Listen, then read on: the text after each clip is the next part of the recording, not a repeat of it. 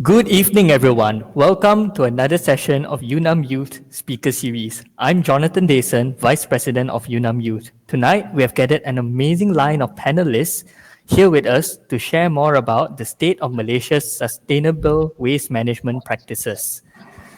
First up, for our speaker, we have Dr. Gary William Theresa.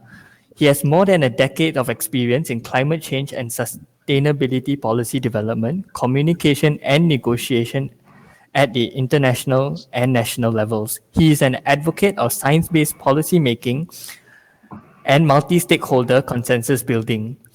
With an analytical foundation in agronomy, forest ecology, hydrology, and carbon qualification, with program and project management, monitoring, and reporting essentials.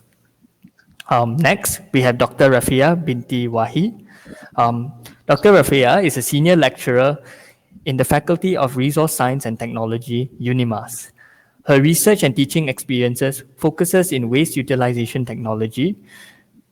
She and her research team have been actively involved and have won international awards in work related to agricultural waste conversion to biochar, activated carbon, oil adsorbent, compost, and seed ball. She enjoys guiding students in conducting environmental projects with communities since 2017 through the Service Learning Malaysia University for Society, SULAM approach. Our third speaker for tonight is Ms. Nuru Husna Mohammad Yusuf. She's currently in her final year doing a master's in chemical engineering with oil and gas technology at Rainwater University Malaysia campus. She just started a social enterprise that aims to tackle food waste and carbon emission issues by converting food waste into cooking gas, which aligns with the Sustainable Development Goals, SDG. And finally, we have our moderator for tonight, Sophia Farida binti Mohammad Shukri. She is a final year student at the University of Nottingham, Malaysia. She founded Eco Garage with 4 of her friends as a platform for people with different skills to come together and provide solutions to environmental issues. She believes that everyone is capable of contributing into environmental uplifting with their own skills and talent. Currently, she's working on implementing a micro-recycling center at the University of Nottingham, Malaysia. So without further ado, I'll just like to pass the screen to Ms. Sophia. Hello, everyone. I'll start with the introduction today. So, waste management has shown the spotlight on many pressing issues. Improper waste disposal can cause health and safety concerns, environmental problems, and inefficient use of valuable resources. Today, we will be discussing on the state of Malaysia's sustainable waste management practices and the importance of youth involvement in improving our state of waste management. The panel speakers present are Dr. Rafia Wahi, Senior Lecturer in Faculty Resource Science and Technology in UNIMAS, Dr. Gary, Consultant Technical Advisor and of Malaysian Green Technology Corporation, and Husna Yusuf, welcome back Husna, CEO and founder of Biosekita Enterprise. I'm Sophia Farida, welcoming you to UNAM Youth Conference at IDEM 2020. On the topic of sustainable waste management to all speakers, from your experience, what do you define as sustainable waste management?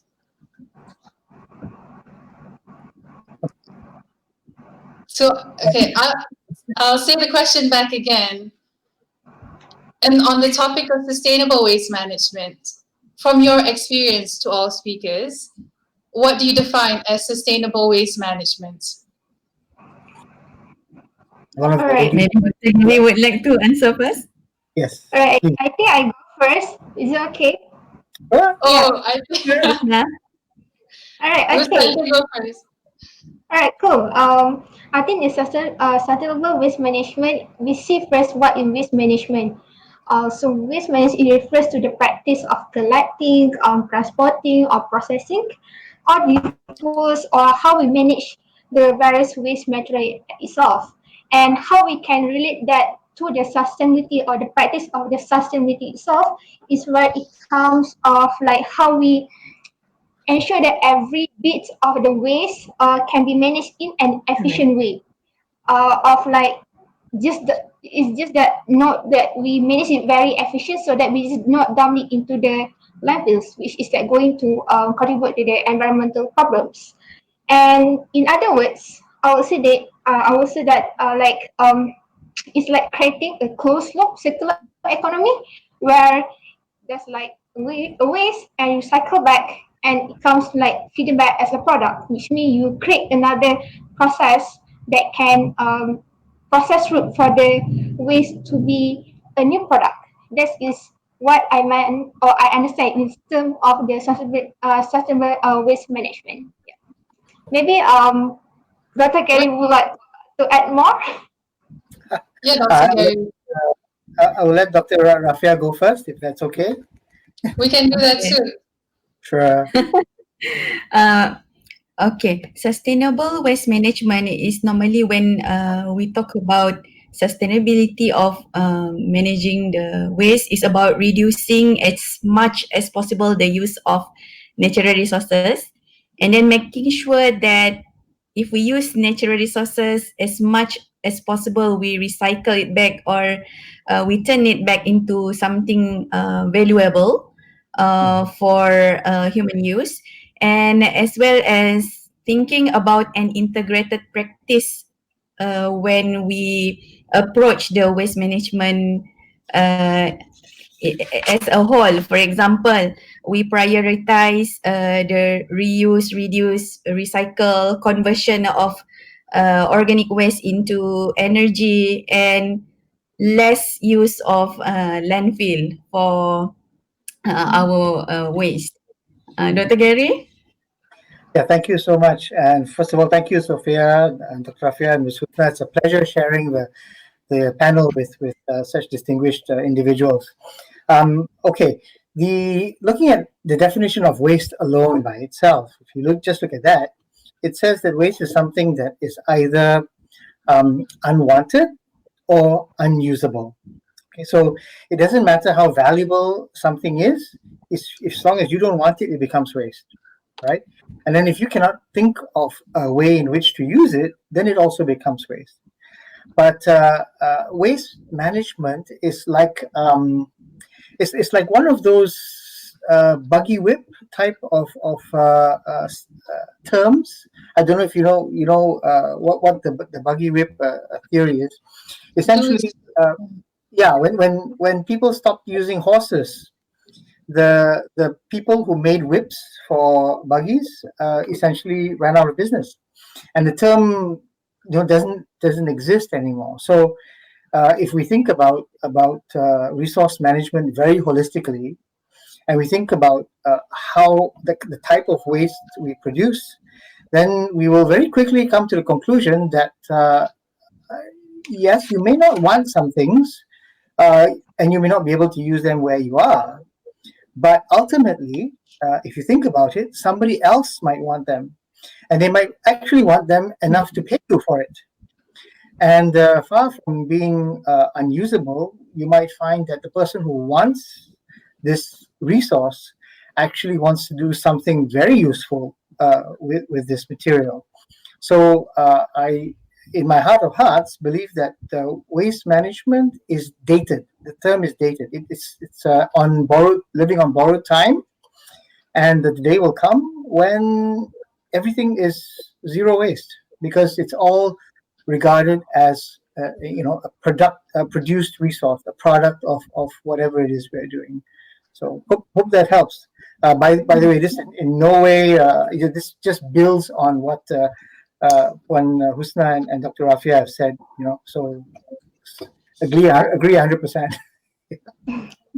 So, as you guys emphasize that waste comes from people, and then it finally ends up in landfill. And unsustainable use of waste is when you just use too much of the landfill. So, as our country develop more, it is observed that people produce more waste as consumption increases. What is the largest type of waste that is polluting our environment that you've witnessed? Oh. We can start with Husna again, perhaps. Alright. Sure. I think based on the statistic, or we look into the statistic part first, it's more on theoretical parts. In 2018 itself, there is like 38,000 tons of waste generated every day in Malaysia, and out of this, 45% is coming from the food waste because yeah, people eat every day, every meal. Like imagine one person eat 3 meals in a day, and you can imagine like how much waste is being generated from the food waste itself. And the second contribute from the plastic, and eventually the last one coming from diapers itself. And I think the number of the waste increasing because of this population boom in our country, and that's why food will be one of the major contribution. And this like talking on like on the percentage basis on the three main waste. However, there's unseparated waste as well, like coming from the three recycling, which means the plastics, aluminium. This also like contribute of 30% that recyclable materials that we one of the major contribution of all the waste for all the solid waste. Yeah.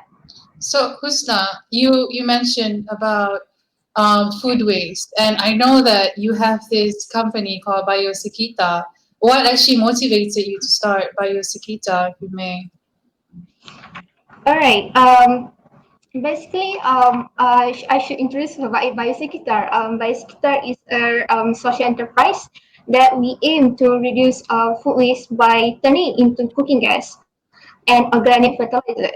And what motivates us to have a startup or even like to go far is because like I would say it's a very simple answer. It's problem solving, which means we know that the measure or concerning the value coming is from the food waste itself, and that's why we have to curb or solving these major issues, which we know that is going not going to is like affecting our environment, but also like something that we can turn it into a valuable product, which means waste, a valuable product, which means the waste itself is the resource. And that's how circular economy works actually. It's a loop, and that's how we use that approach. Um, and what motivates us to have to use the food waste is actually it started as a small project at university itself, where we want to create the awareness like how people can utilize the waste, and about the food waste segregation at the campus in the cafeteria itself. Like okay, after you eat, then you have to segregate your own organic food from the plate, and how we can utilize this waste. And that's how it works. And also it's a push factor coming from the university, where they encourage us to have a leading enterprise, and that's how it becomes a startup company.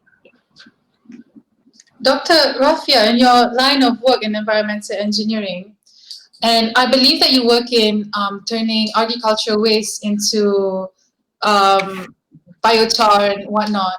So, what is the future issue that will be given rise to due to like overpopulation and depletion of natural resources? This also comes back to our question before I ask Husna, what are the type of waste that is mostly polluting our environment?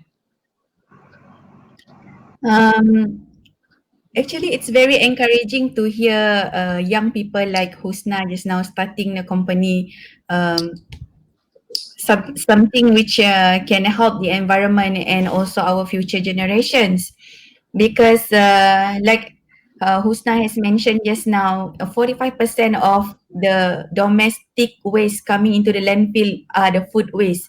And out of this 45%, 60% are coming from the food that we don't even touch it, we don't even eat it. Wastage of food, and another 40% come from the food scrap, from the food preparation process. So one of the things we do in our research work, and also in what we teach our students to do in community project, is to turn food waste, like Husna said, that it's very strategic to you know, to solve the biggest problem of the waste, which come from two major factors, which is the food waste and also the plastic waste. So most of our work we do is on the food waste conversion into compost. It's also the same approach that we use in the campus, where we segregate food waste and we bring back to our lab to do the composting process. It's a very easy, easy technique that people can use actually, which requires very low cost in maintaining the compost. So this is what we do. We also convert agricultural waste coming from the sago industries, palm oil industries. They are all actually can be converted to useful products. We utilize very fast and environmental friendly techniques such as microwave pyrolysis, where we utilize very fast pyrolysis process without, releasing harmful gases to the environment, to convert this agricultural waste into something useful, such as biochar, and then we do some activation process to make it activated carbon, which we use as carbon filter and so on.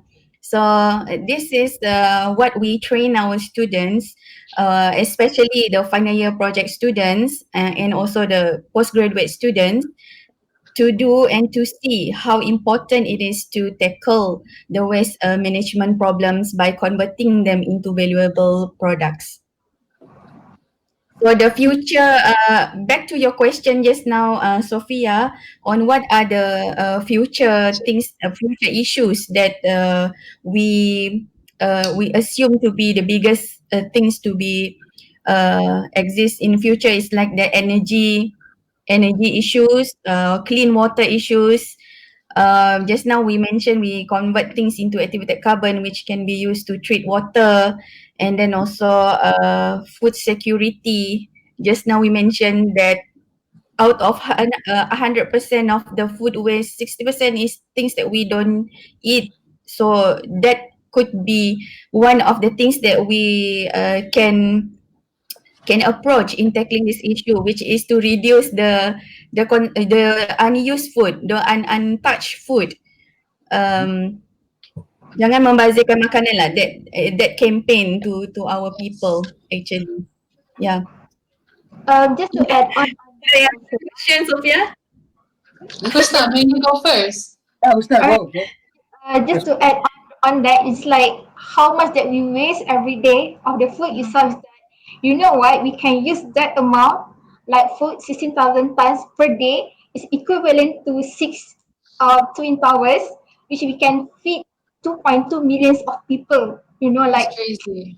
That's that's crazy. crazy, and That's that's why crazy. it's very concerning. Actually, that's why we have to tackle this issue. Yeah. What say you, Dr. Gary, in your field of climate change policy? To which extent do you think that climate change policy can help people like Husna and researcher like Dr. Rafia to actually excel? Thank you for the question. In fact, it already is in the policy. The policy has been around for 10 years now. And the policy does mention waste in a number of different places. And fully agree with everything that's been said by Husna and Dr. Rafia. And particularly with respect to what we're talking about, which is municipal solid waste, which happens to be the sort of one bin that everything goes into. Just to add on a little bit, there are actually quite a number of startups, very innovative startups, that are looking at food rescue. And it's many different kinds of food rescue. You can look at it at any stage of the process. There's food rescue that actually goes in before any kind of preparation is made. If you think about a grocery store that has produce, the produce actually is moved away from the shelves long before it becomes inedible. So you actually have to, the moment you have some browning, the moment you have a bit of a dent, something is not the right shape, it's a bit overripe, a bit too soft, nobody wants to buy it. That is the first stage of food rescue. And there are already startups by very young people, and you can bring the youth into this, that actually have contracts with these grocery stores to come by and collect all of these and actually put them to good use, making meals. And then there's the situation that many in the hospitality industry find themselves in. You have a deli with a bakery maybe, and you have pastries, you have bread that you cannot sell at the end of the day. There's another level of food rescue that can go in there, and it's also another area that's being looked at very seriously. And a lot of this food actually now is moving into different uses as well. Now, of course, anything after that becomes not consumable by humans, at least. But there is now huge ongoing movement that's fully in line with the circular economy, which is to give all this organic material to basically insects. Okay, so the black soldier fly initiative I think it's in Sarawak, it's also in several parts of Peninsular Malaysia, is an amazing win-win-win-win proposition, simply because the protein content, you've got all this protein that's going to waste, whether it's meat on bones, whether it's ground up material. It may be unconsumable by any animals, but fly larvae love the stuff. They will eat it up. They will turn it into grubs that are 30% protein by composition. You can dry them, you can freeze them, you can ship them, and they make excellent feed additives for poultry, as well as for fisheries, for fish farming. So the strong point here is that their protein content is very high. We have a lot of feed products that come from all over the world, but the high protein content can only be found in soybean feed and corn meal. Okay, and that for our protein industry, for our poultry industry, has to be imported from, believe it or not, Brazil or Argentina, and we import more than 4 million tons of grain corn a year, just for the high protein feed for our poultry, our livestock, in terms of the ruminant animals, as well as for fish feed. Right, so that's things that can happen in the municipal waste area. Okay, there are also two or three other categories of waste that are as important. One has already been mentioned by Dr. Rafia, and that's agricultural waste. And since she's mentioned it, I won't get a great deal into it. Only to mention that it's one of the invisible wastes, because no one ever goes to the common person on the street never goes to a palm oil mill and looks at what's generated there.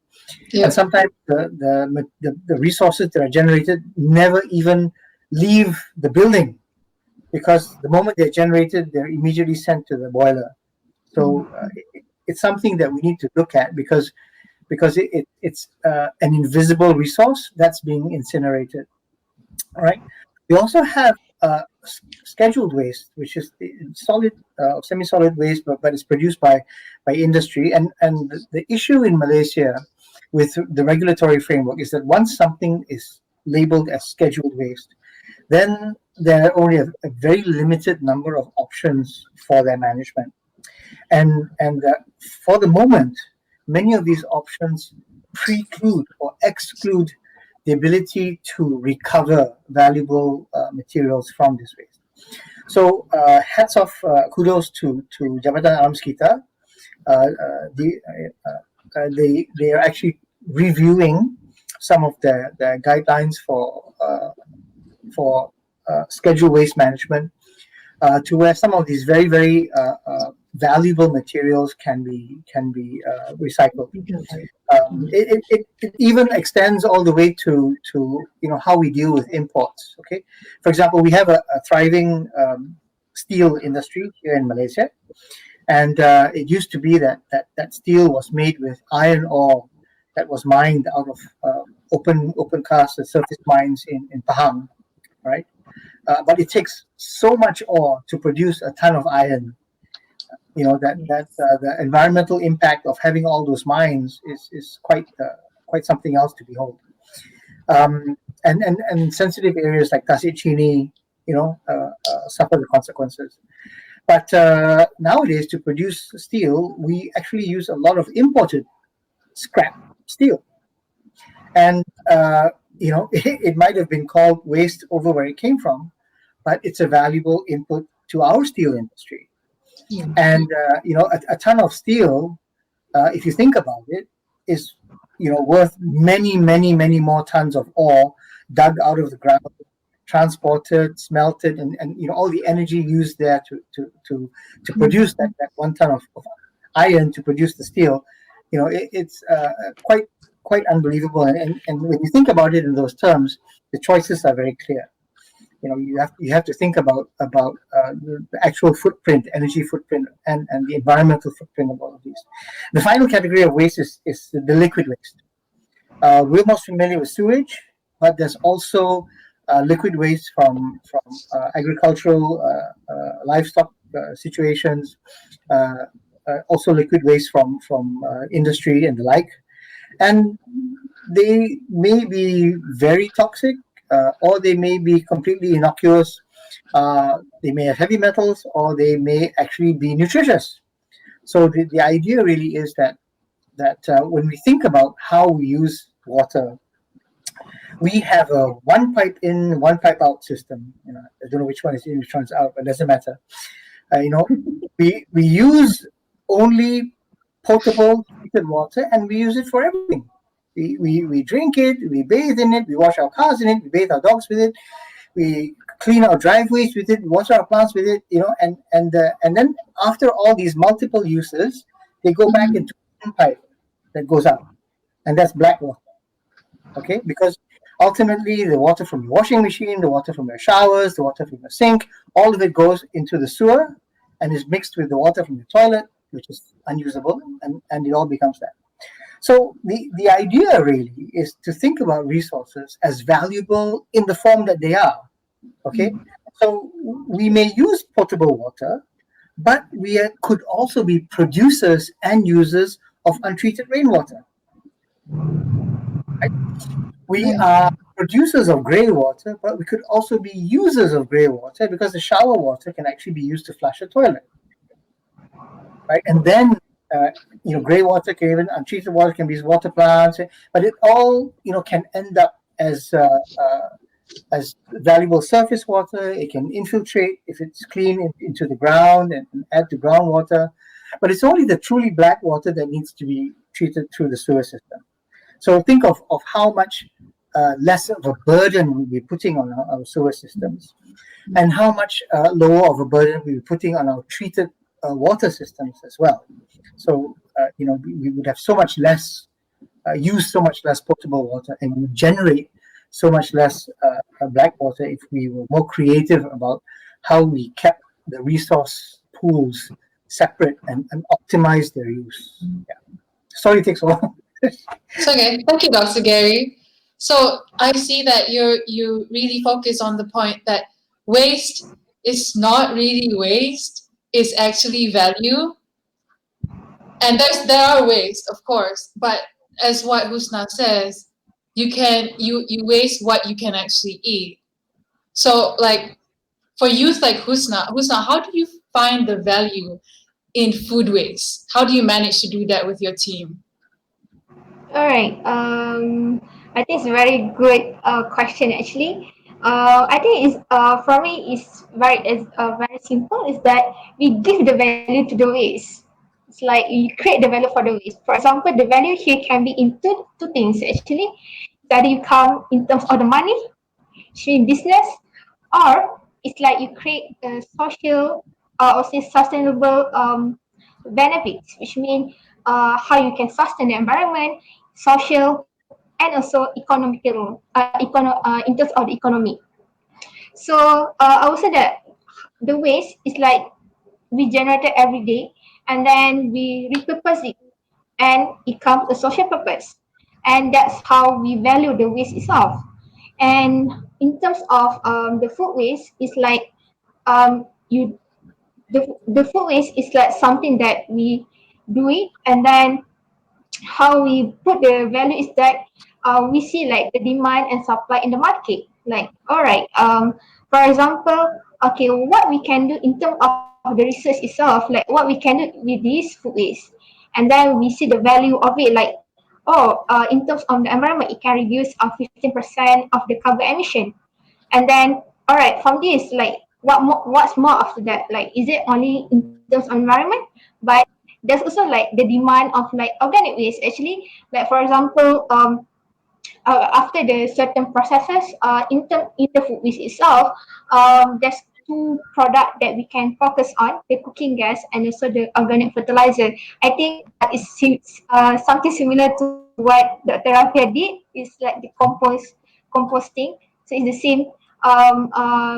the same structure of it. Um, and then we see the demand and supply and how we can penetrate the market. That's the most important thing. And the last thing is that how we can benefit the society is that society in terms of that giving back. For example, in one of our project is that we have a partnership or a project in the Bintulu Sarawak where we help the community there to generate their own cooking gas. Where we send our device actually and teach them, okay, this device is mainly uh, to to have some sort of like processes inside. After a month, it's going to create a cooking gas that you guys can use every day.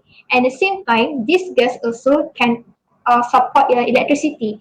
So that's how I think or even like the waste can be something valuable. Yeah.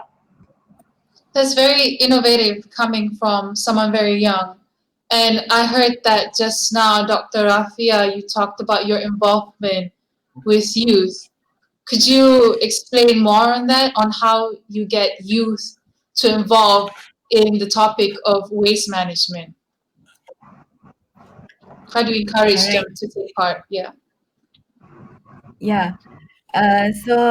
Actually, I am involved directly in environmental project with students through my course, which I teach, which is environmental chemistry, and also I also teach one course on credited co-curricular course, which is sustainable living. So from these two courses, the students they need to come out with a sustainable community project involving the waste management or any environmental project. So normally we have theme for each year. And for example, in 2017 and 2018, the theme was waste management in campus. And in 2019, the theme is community composting project and 3R. And in 2020, the theme is community education and awareness program for single use of plastic. So each year, I would see that students were very excited to do projects with community, and they are excited as well to apply what they learn in class to solve real problems. So I think even though we see these things is very simple, but actually it triggers many reactions from the students. Um, we encourage the students by briefing them, giving them guideline and the theme, but they are actually free to choose the specific topic, which community they want to partner with, and how they approach their project. So when we give them the freedom to design their project and to design the outcome that they want from the theme, actually we are giving them opportunity to be innovative. So uh, and UNIMAS as a community driven university, they also give us uh, quite they are quite supportive about this community project, including the environmental chemistry project, because they give us grants for us to conduct this project with the community. So I think although we see that these projects seem simple, educating the schools on how to do your own DIY composting, educating the school children on how to convert your plastic bottles into something useful, and just giving awareness and training to supermarkets staff on how to separate organic waste so that the organic waste can be sent for composting. We see this as a simple thing, but to those youth, these are very inspiring projects for them and inspire them to do more in the future. That's what I believe. Okay, so giving full autonomy to young kids to innovate really helps to improve the current situation. Dr. Gary, what do you think that sorry, may I just reword myself? Why do you think youth involvement is vital for long-term sustainability? Okay, the word that I like to use for youth is empowerment. And it's something that needs to be enculturated more in this country. I know that I don't know. I don't even know if I'm a baby boomer or whatever, but we now have Gen X and Gen Y and Gen Z, and we talk about having this generation gap where we have trouble communicating. But I see something very refreshing in Asian youth at this point in time, and it's a bit of a resurgence, a bit of a maturity that comes from saying, "Hey, wait a minute, these policies are in place, these regulations are in place, these laws are in place, but I didn't make any of these things. My parents made all of these, but it's my future that they're talking about." And I mean, I might be, what's the word? Teleporting for Greta Thunberg, but That's okay. yeah, but but the idea really is that a surprising number of initiatives. Okay, I already mentioned the food rescue initiative. That was done by a very young person. There's a recycle cooking oil initiative that collects used cooking oil from some of the largest and most well-established food chains, because they do a lot of deep frying, and turns that into methyl ester or biodiesel. That was done by a very young person. Okay. There are young people, not so many though, but involved in single-use plastic types of issues. As you know, we've got a roadmap for phasing out single-use plastics. I think that's a very good roadmap by CASA. It is, and the idea, it's very the I guess the logic about it is it's very targeted, and it targets single-use. So, which is actually the greatest bulk of plastic waste, and it's also sometimes the most contaminated type of plastic waste, especially when it's used for food, right? So I don't have a problem with even single-use plastic used for packaging material, because many times when you remove it, it sorts itself well into whatever categories it is. It's PET, polyethylene, it's high density, or if it's PVC, or and some are more recyclable than others. But you also see younger people trying to understand how this single-use business can how they can replace plastic. So there are people working with wood products, there are people working with sekam padi and turning it into single-use utensils by binding it with different kinds of starches and gums, all of which are completely biodegradable. So these are initiatives for young people. If you look in the ASEAN region, it gets even more exciting, because there are young Indonesians making cutlery and utensils out of, and even plastic materials out of materials, compounds derived from seaweed. And that's another interesting area, because you don't use fresh water to irrigate seaweed. It grows in the sea. You have to control this, the sunlight and some things like that, and the salinity has got to be correct and things like that. But otherwise, they're being very creative.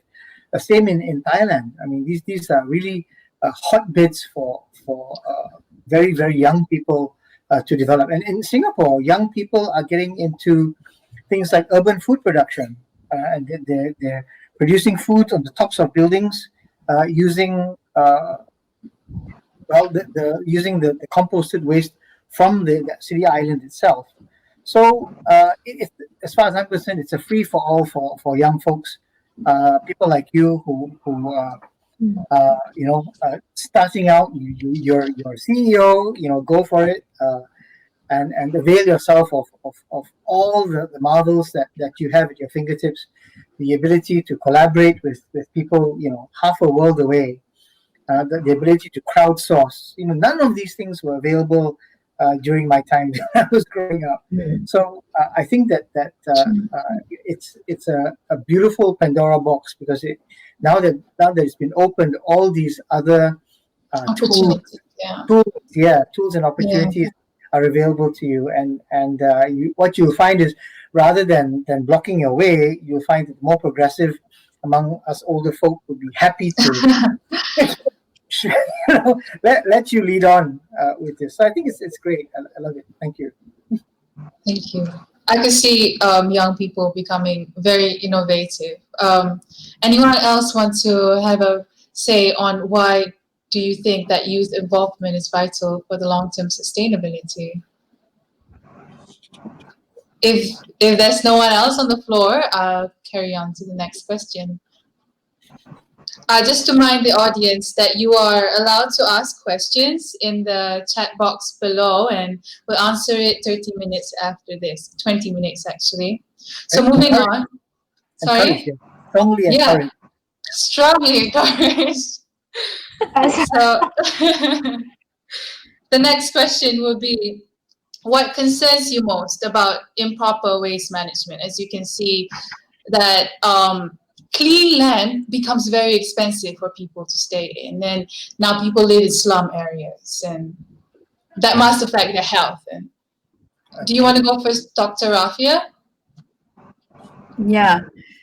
For me, the biggest concern that I think is on the human health due to the water, soil, and air pollution, which comes from the improper waste management. For example, when Dr. Gary mentioned that we have scheduled waste as one of the category of waste just now, actually we have seen cases which affects human health and also supply of clean water. For example, in 2019, Kim Kim River toxic pollution case, it has caused so many serious health problems for school children because of this pollution. And now we have clean, from time to time, we have these clean water supplies in one of our states in Malaysia caused by illegal chemical waste dumping. So this is one of the things that I think the main concern, because when we have improper waste management, actually, even if we don't see the waste, it leach into the water system, soil system, and the air pollution. Maybe Husna and Dr. Gary would like to add about it. Jonathan would like to add about it. He says there's water cuts in Selangor. Go ahead, Husna. Take the floor. All right. I think I agree with what Dr. Rafia mentioned, because I think the main concern is like the public health, I would say, and how the improper waste management can contribute. Because the first thing is that if there's no proper waste management, it's gonna like clog the drain. That's led to the drainage system, and then once the drainage system problem, which means it's cause flooding to happen. Even like KL itself, like we have this problem, and eventually that's happening. Recently, is in Masjid Jami itself. It's like because of the clock system problem, and eventually when this kind of problem is like it's kind of a chain, because of this problem it attracts all kind of disease or the past that kind of that contribute for, and it's not like affecting the people that living that at that particular area. For example, like workers like cleaning the system itself is gonna create respiratory system and all those like other major or very concerning disease as well. So and the second thing is that it's more on the environmental. If we didn't tackle this as you know, even like we can feel it right now, it's like the global warming issue. And even like we can feel that the temperature is rising. So this issue, if we didn't like curb or having a proper, I think this should be doing not as a regional, it should be a global effort to make sure that this issue can be curbed as us as a human human role, I would say, to curb these issues so that we can help the planet, which means because I think it's something like alarming right now, is like our planet is sick. Yeah. So maybe Yes. like Dr. Gary want to add more on like how the policies can help in Go this. ahead. It's You an know, open question. I think the two young ladies here have Perfect. really put their finger on a lot of the problem, really. And so, yeah, the issues with improper disposal of organic waste is one that we're actually seeing in many neighborhoods, even upscale neighborhoods in KL and Selangor, where people sometimes do a renovation to their kitchen, and instead of running the sink water to the sewer, they run it out onto surface drainage in the back lane or something like that. So, you know, those of you who live in housing developments know that you know, first you have a problem with cockroaches, and then you have a problem with rats, and then it just takes off from there. And you get to a point where the rats are so numerous and so big that the cats don't even want to mess with them anymore. So You're right. yeah, I don't know if I've gone on record, but I wouldn't be afraid of saying that there is a potential for vector borne diseases like the plague actually making a comeback, because it's you know, it's not uncommon to find you know, a carcass of a rat that's died of, you know, eating something bad, and then if a cat plays with it, and the cat, you know, goes home, and you know, you sayang your cat, you know, it's just a small hop for a flea, you know, but for a disease like the bubonic plague, that's precisely how we have that. So I've gone on record now. There's perhaps recorded evidence of me saying that in Malaysia, if we don't take care of our organic kitchen waste, we will end up. And there's already, you know, you don't have to go very far. You just have to go down to the mama shop back lane and look around there. And these issues are things that the municipalities, DBKL, DBPJ, and all these really have to look at.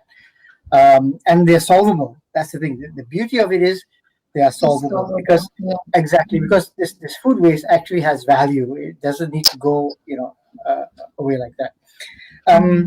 The other thing that is one of these invisible problems is actually micro and nanoplastics. Because and it's a bit ironic, because when we try to deal with you know, I think it's hydrocarbon based plastics, because you know, Malaysia is a huge producer of plastic simply because we are a producer of petroleum products, and if you produce petroleum products, you have a lot of petroleum byproducts. One of these byproducts is plastic, so it's actually good as a fuel. Ultimately, if you can't recycle it anymore, it works as a fuel. But in trying to solve the single-use plastic problem, we came up with using what are called photodegradable and oxo-degradable plastics, and these were touted as solutions for the plastics problem, because they had a suicide pill kind of built into them. After a certain amount of time, you know, they'll just fragment and you know, become really tiny pieces. And the theory was at least that if they fragmented into small enough pieces, then the microorganisms which are the same microorganisms, by the way, that digest oil in the oceans would break them down. But the fact of the matter is that what we're finding is a lot of these things are becoming instead microplastics and nanoplastics, and entering the food chain. But in terms of nutrition, they're zero. Okay, so if I'm a zooplankton and I ingest microplastic beads or something like that, they will go through my gut, but I do not get any nutrition from them. And what's worse is they end up actually killing me. But before they kill me, I might get eaten by a fish or something else, and so all these micro and nanoplastics actually move into the food chain. And if they it actually becomes small enough, they can actually become part of us.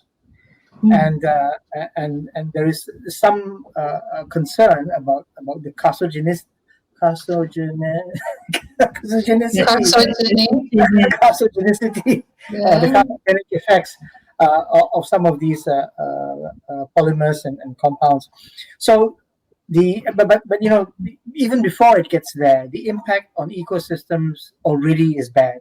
If it enters natural ecosystems, you know, it has the potential to do enormous damage to our biodiversity. And so, and the worst thing about it is it's invisible, and sometimes it's even a byproduct of us trying to solve a problem. So many times the solution of a problem is to not create the problem in the first place. And this is where I agree completely with the two ladies about education and having a complete understanding about how we design things in the first place. So it's one of the sustainable development goals, sustainable production. Okay, so in other words, putting some thought into the design of things in the first place before you even make them and sell them. Okay, the ultimate fate of the material has to be there. If not, there has to be some kind of extended producer responsibility. They're looking at that now for things like solar cells, for electric car batteries and things like that. Extended producer responsibility, the producer actually has to take the material back after its lifetime of use. But you know, and this is where again, young people, you know, you're able to sandbox, you're able to pilot. So go to town, redesign all the standard modes of presentation, of marketing of all our existing products. And instead of using OXO or photodegradable, go immediately to compostable or completely biodegradable packing materials. Design with that in mind. So design with the end in mind as a resource. Design with circular economy in mind. You know, then you completely, you don't create the problem in the first place, and then you don't have to solve the problem. Okay, so we've discussed about how improper waste management is a big problem. It causes water issues, it causes all this microplastics and whatnot, and food waste as well. Let's get into the action part. How do youth take action? What should we do? We are very innovative people, such as Husna, and Husna actually said that her university actually encouraged her to become a social enterprise. Isn't that right? So, do you think that support from larger organizations could help young people to solve this problem? I would say that it's very important. I would say like different stakeholders play is role actually to support this kind of innovative.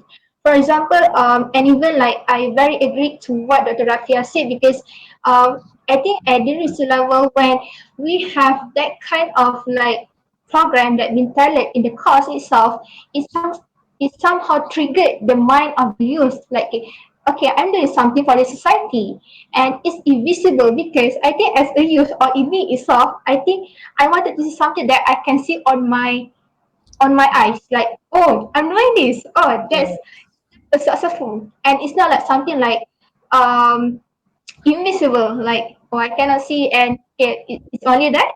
So I think it's something like very visible, and showing to the society is something that help the youth to have the kind of awareness. I think in terms of the role of the larger organization, I think first should be coming from the university itself, support from the university in terms of the resources, facilities, mentorship, and even the funding. Because without the funding, we can't do anything. Without the funding, we can't proceed to the research level.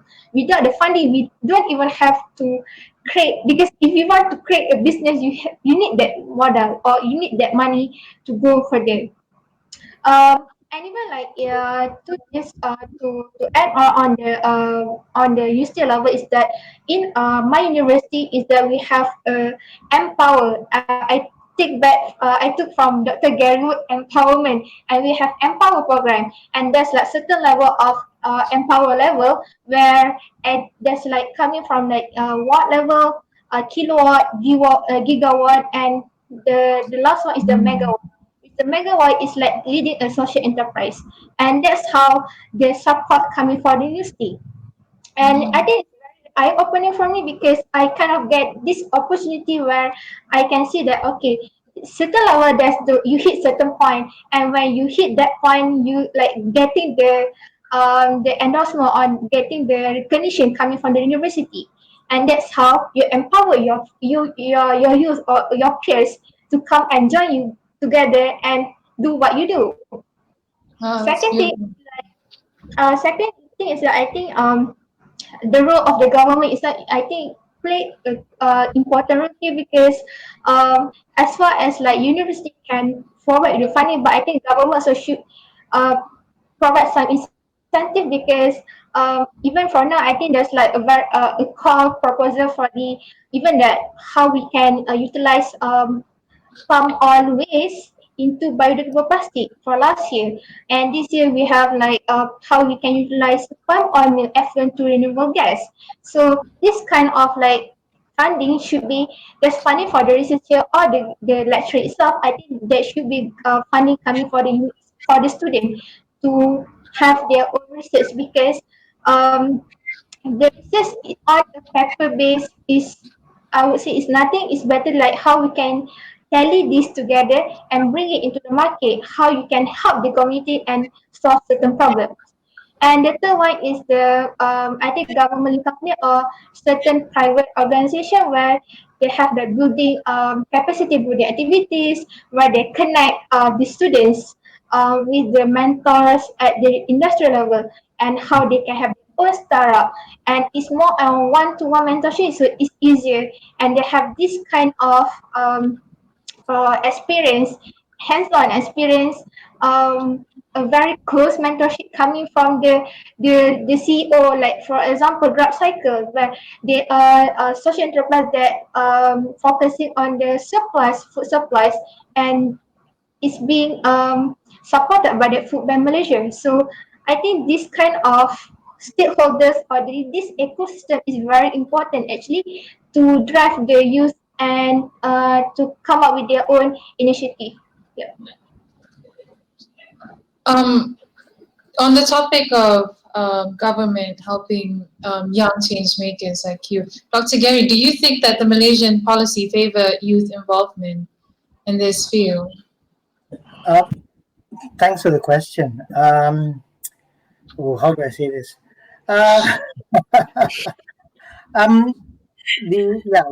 you live in a hierarchical culture, many times the I guess the prevailing wisdom is based on the traditional hierarchy. So when you ask the question, large organizations, so immediately you think of the universities, you think of I guess the ministries, large organizations. You might think of GLCs and things like that. You might think of professional organizations. The engineers, electrical engineers, the chemical engineers. So some organization that you belong to, that you pay your dues, and then but I think that with the advent of the information and big data age, I think the concept of large organizations has changed. I mean, is Grab a large organization? Is Google a large organization? Where did they come from? Who set them up? Who made the rules for them? So I think that large organizations now are precisely how you would define a large organization.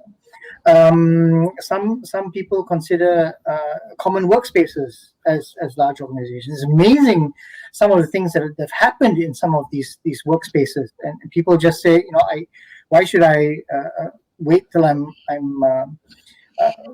wait till I make my first 10 million and then rent a big building for my office.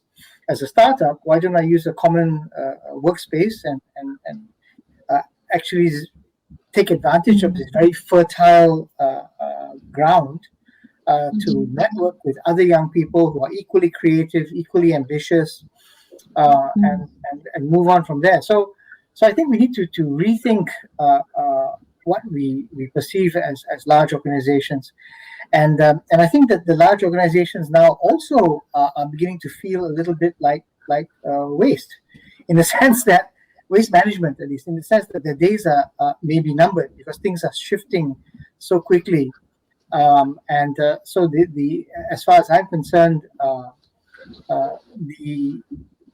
I guess the crowdfunding, the capital, I guess the capital market enterprises, some of these groups that do funding for angel investors and these groups. I think you can look to them because they're very much into the social enterprises thing. They're also into non-profit corporations, which is also another a very interesting concept that grew out of something very small. But now you'll find that some of the largest corporate groups actually have non-profit subsidiaries. And these non-profit subsidiaries do everything from education, and I'm talking university education, not secondary education, primary education. They do preschool education. So it's a wide open field out there, and I don't think that youth, the young people today, need to feel constrained in any way. Apart from, I guess, getting permits and all that, because you still need to do that. Of course. Don't forget your permit, kids. Yeah, and get certified, need your license. You can get your 2 ringgit company, but apart from that, I think that your ideas are far more varied and far more diverse than something from my generation, perhaps. Another type of group that you can actually go with is we tend to think of groups in a very producer context. Sometimes you tend to think, I can only go into this if I have something new, something innovative.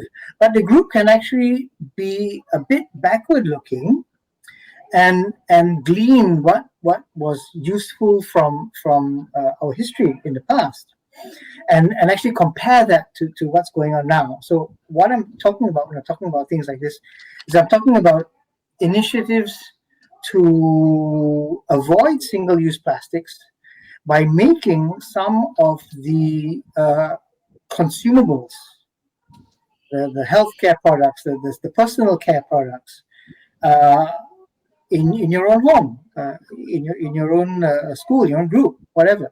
So I've been making my own hair gel out Did of you? Cool. out of Nice, maybe. it's collagen. You can buy it for koi and all that, but you make your own. You can make your own. It's very simple. It's just 2 ingredients, well 3 if you count the water. If you don't count the water, it's. You need to count it as water cuts now. Yeah, so it's mint oil, peppermint oil, and that's it. I make my own toothpaste, so I don't have the plastic tubes anymore. I've been making my own deodorant now for over a year, and I'm still married.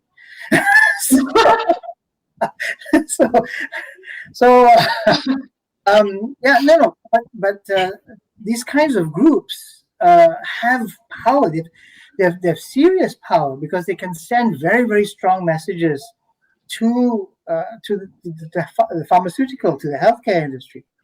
And like I said, it's a bit of a pump that you have to get over. But once you do it, you'll find it's cost effective. It avoids the waste. It saves time. You know what ingredients you are using. There's no preservatives. There's no additives. No added color. And the essential oils are a pleasure to use. So that kind of large organization is something that I think that you can actually use to drive shifts. Don't you think Procter and Gamble is big? No, you can determine. You think Colgate Palmolive is big? You can make them shift. You can force them to shift if you can get the kind of numbers and movement which you can get nowadays using the internet. So I strongly encourage you, if you haven't thought about some of these things, do think about them, because like I said, I haven't produced any plastic material from hair gel, and by the way, one small container like this produces like 6 liters of hair gel, and you can use it for a whole year. So you think how many of those tubes and jars you'll avoid using, and it really adds up. So there's no action that's too small that, when compounded over space and time, doesn't produce an effect, because we're in this mess of waste management because of small things that we've thrown away over the years, and over the number of expanding population. So we're in this mess because of that, and that's the way we'll get out of this mess as well. So don't be deterred, or don't be discouraged by things like that. So that's another kind of quote unquote large organization that you might be able to capitalize on. Yeah. So thank you, Dr. Gary. Just to sum up on that, to the audience, if you are youth, Dr. Gary has encouraged you to go for it, do it, save the world. So let's get on to the questions from the audience. Our first question is dedicated for Dr. Rafia. Do speakers have any suggestions to encourage youth in universities here to implement sustainable waste management in their lifestyle? All right. Thank you for the question. The simplest, doable yet very significant action for everyone, including youth, to do is to practice the integrated waste management, starting from you yourself. The first thing is to reduce unnecessary buying or unnecessary consumption, so that we can reduce the amount of waste generated. The second thing is to recycle and reuse things. The third thing, if you can do the energy conversion from organic waste, that is a very great thing to do. But there are many more simple things which is significant that you can do.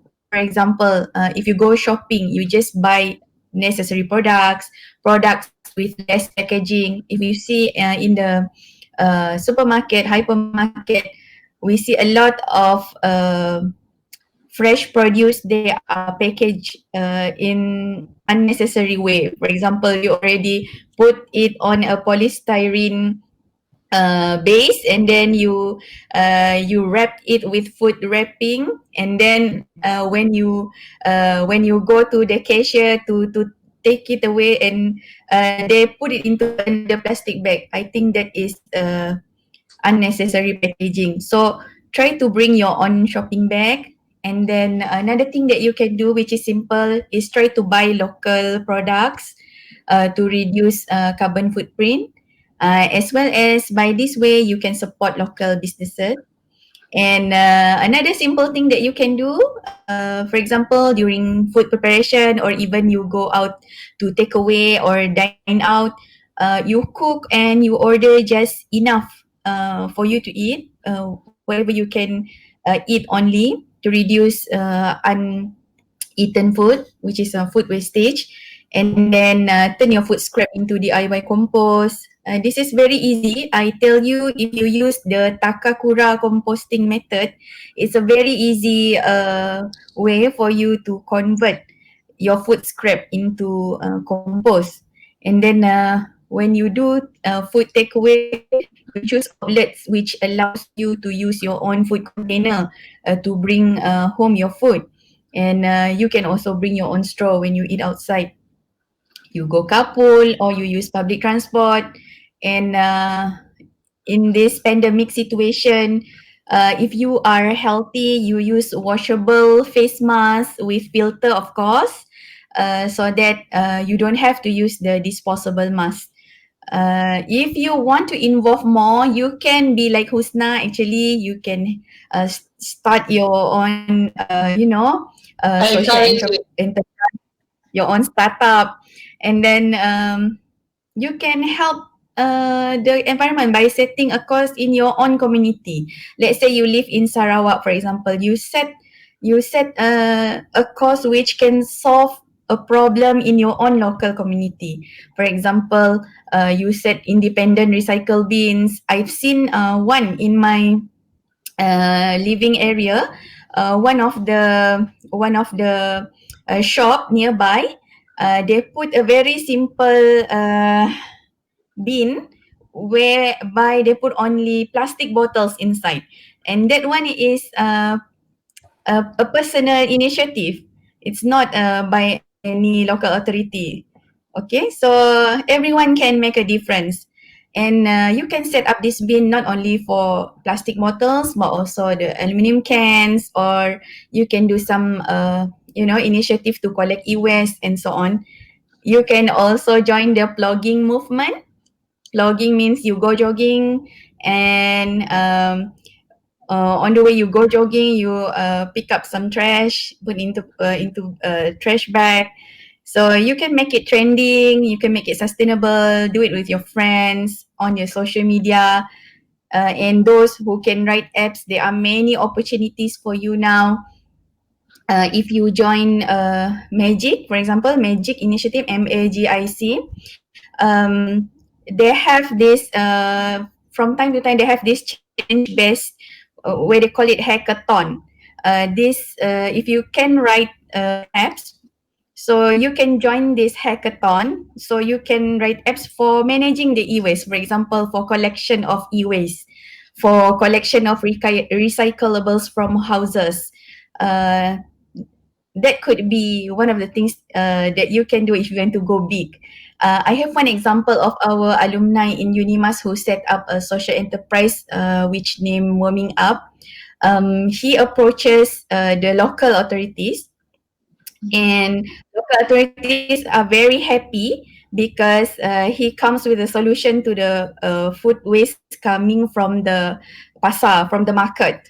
So what he does is, the team, they collect food waste from local markets, and they take the food waste for vermicomposting. So this vermicomposting process will produce compost, and these are valuable products. So these are some of the things that I think you can do, whether as a personal person, as a one person, or you want to go big as a social enterprise. Of course, there is something that you can do.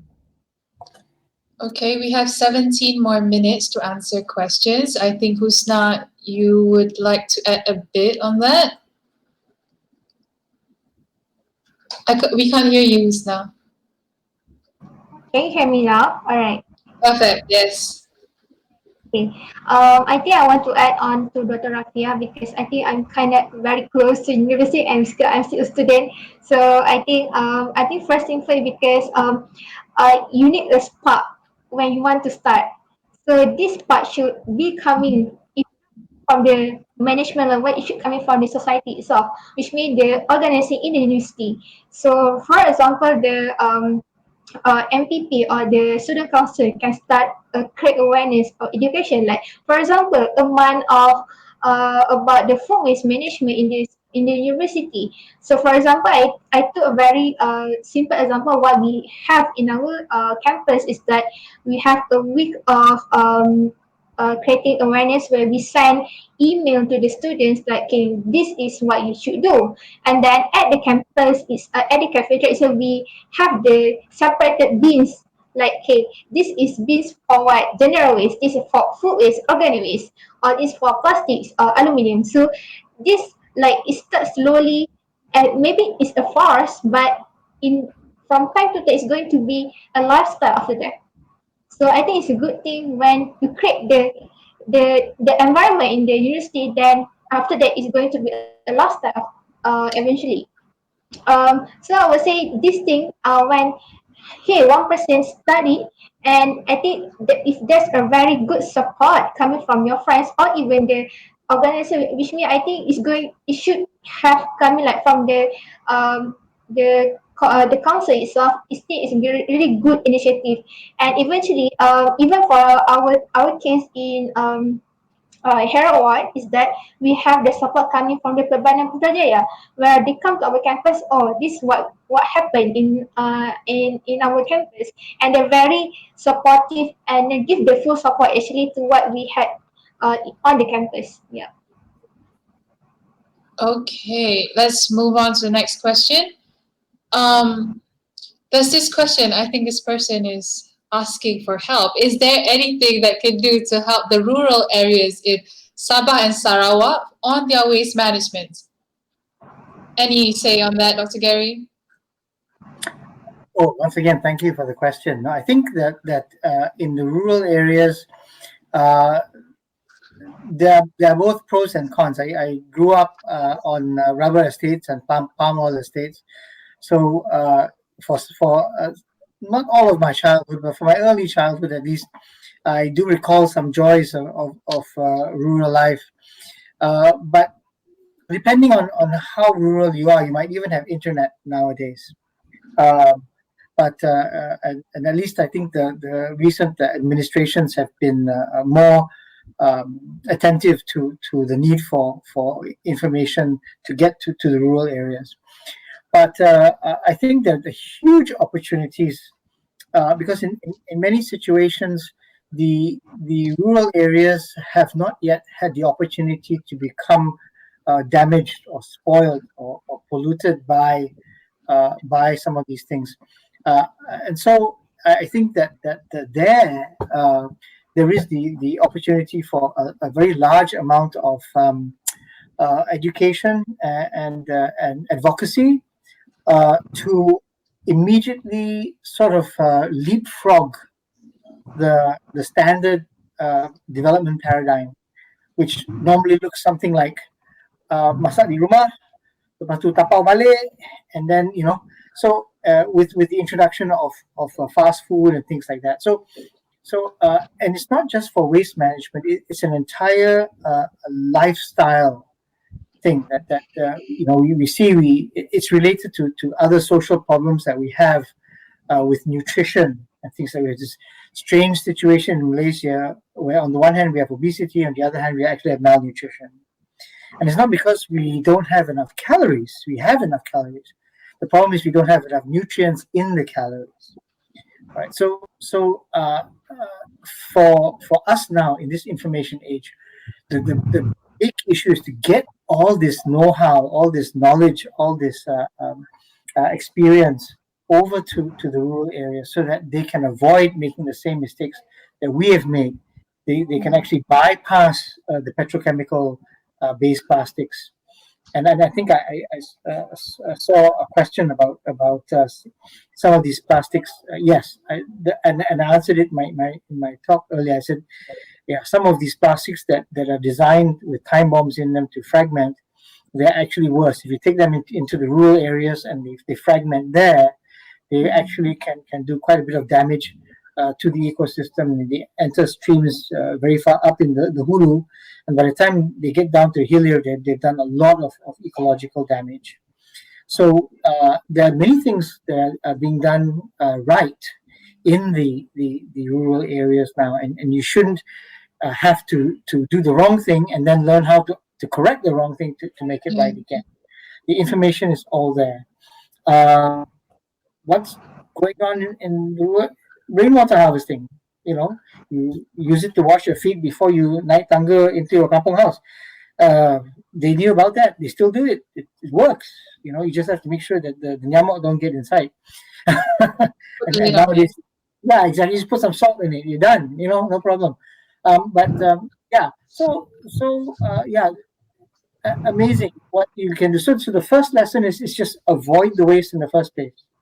And you find that if you don't buy into the sort of what would you call it, superficial concept of modernity.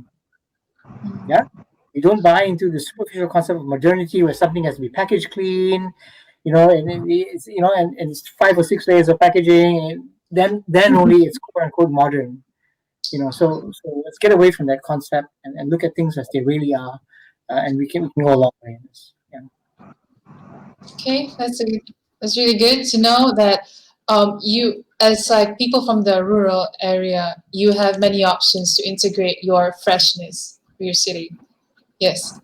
So let's move on to the next question because we only have a bit of time left. Let's take the easiest one on of this. Well, they're not really easy. I'll go to the next one. We are in the midst of pandemic, and the amount of face masks is dramatically contributing to environmental pollution. How would we manage this waste wisely? I think it's important. What do you say? Alright, I think I go first.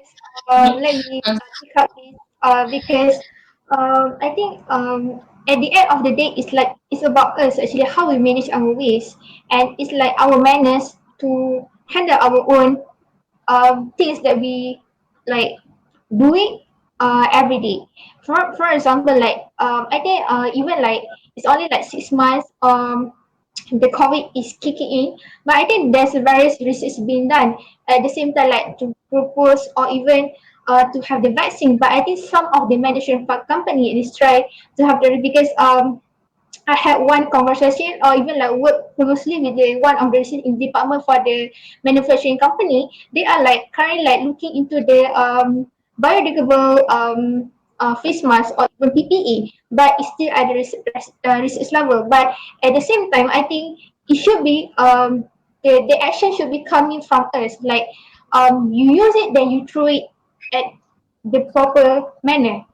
Or even the second thing is you can do is that you change it to the filter as what mentioned by Dr. Rafia before. So that's how we could reduce the waste actually. And I think by the end of the day, it's like I would say it's call to action campaign where it's our own role to be responsible to what we use every day. Yeah. Okay, maybe we can fit one more question and Dr. Rafia can answer this last one. Are there any changes that happened up until now after we've reduced plastic usage? For example, in KL, they already reduced the usage of plastic while in JP doesn't really particularly do it. Does that question make sense to you, Dr. Rafia? I think even if we have reduced the plastic usage, there is much more to be done on reducing the single waste of plastic, not only from any particular state, but it must be an effort for the whole country. Actually, every person in the whole country. As far as I'm concerned, I'm not sure about how they are going on the single plastic use in KL right now. Dr. Gary, you Dr. have Gary? any idea on that? You have any idea on the reduction of plastic usage in KL? The effect now? I do not have the figures with me. No, I Yeah. don't. But I'm sure if someone is interested, I can find that out for you. If you get the contacts, I can try to get that information from KASA, Kementerian Alam Sekitar, and IA. And because they are the custodians of the single-use plastic roadmap, and not only have they been sort of monitoring and following up on how we are making progress on the roadmap, they've also been following the waste plastic imports issue. I don't know if you recall, at least from the time of the previous administration, when China stopped importing waste plastic, we had a problem with plastic waste imports. But I, if I might, add something to the discussion on the face masks. Of course. very clearly, the COVID-19 pandemic has brought up some very interesting situations, some good things. We are working. We have learned that we can work from home with very few ill effects to our businesses, to our productivity, which is good. We just have to adjust a little bit sometimes. But when it comes to masks, the vast majority of us can actually get by with reusable masks. I say that with the idea in mind that for our frontliners who are at a very real risk of exposure and who I have a great deal of respect for and admiration for, they require disposable masks, and the waste that they produce actually is scheduled waste because it's biomedical hazard, and then it has to be treated appropriately for as a medical waste. So to make sure that it's any viruses there are completely deactivated. But for the rest of us, if we adhere to the SOPs, then reusable mask with filter or even without sometimes is all we need. And by the way, when you do dispose of a disposable mask, do cut off the loops with a pair of scissors, so that they don't end up entangling wildlife if they happen to get into the environment. So I sadly see a lot of fallen masks, and people don't bother picking them up. That's very, very sad, and it's extremely irresponsible. At the very least, if you drop your mask and can't use it anymore, at the very least, pick it up and put it in a dustbin. At least that it will keep it out of nature and animals getting tangled up in it. But, yeah. Thank you, Dr. Gary. Thank you, Dr. Rafia, and thank you, Husna. That session was great. I think we are at the end of our session, and I'd like to wrap things up. So, what we want the youth that's watching this to know is that waste management is an issue that we're going through right now, and it's giving us health and issue concerns. It's giving us environmental problems, and you as a youth has the power to make a change. So go for it, establish yourself, and make a change. And we all support you. And I now give the floor back to Jonathan, the MC for the day. Jonathan. Hi everyone. I've been actually taking a lot of notes from this session, so it was a very lively discussion, and there are some reflections that I have. So I think just to preface it a little bit, maybe I should really start thinking about making my own hair gel. Maybe you should. I mean, working from home, I have been cooking a lot. So I think I'm contributing to saving the environment in that sense and reducing my waste. Yes. Here are my few key takeaways that I have. There are three of them. Number one is that there's an inherent value in the items that are around us, be it whether we are using them or we are not using them, right? And really the idea of waste is actually a mindset. If we think of it as waste, it becomes waste. Otherwise, there are other things that we can do with it. Number two would be there are a lot of things that we can do starting today, right? From simple things like joining the blogging movement. It's a bit harder to do now with all the MCOs, different versions of MCOs being in place. Or you can join, if you are a student, you can actually join university initiatives. A bit more on that slightly bit later. Number three, waste management is not limited to the reduction of just plastics, right? That's the big obvious things. But there are also other things such as food, such as microplastic, other things that we don't really think about all the time, but it's still there. So to wrap up, thank you very much to all of our speakers for tonight. Thank you, Dr. Gary. Thank you, Dr. Rafia. Thank you, Husna, and especially our moderator, Sophia. And recall the part where I talked about university initiatives. If you are a university student or you are a fresh graduate and you are a young professional, UNAM Youth is actually having its recruitment season right now. So if you head over to our social media, you'll find the link right over there. So if you feel like taking action, do join us.